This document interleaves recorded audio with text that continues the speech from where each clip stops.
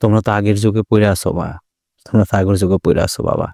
এখন বিদেশে যেয়ে কোনো কষ্ট নাই। অনলাইনের যুগ। সব কাজ হয়ে যায় তাড়াতাড়ি। কাজও অনেক শান্তির।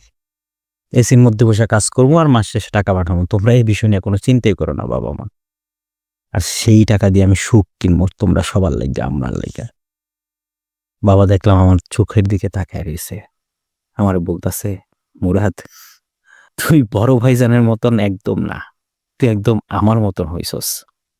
একটা সময় আমিও ঠিক এরকম ভাবতাম রে। কত কিছু করছি বিদেশ যাওয়ার জন্য। কিন্তু আব্বা-আম্মা দেয় নাই। নিজের ছেলেকে রেখে থাকতে পারবে না নাকি? আর আমি আমি তাদের ছেড়ে চলে যাচ্ছি। আমি কিছুই করতে পারতেছি না। তখন মনে, মনে আমি খুব বিরক্ত।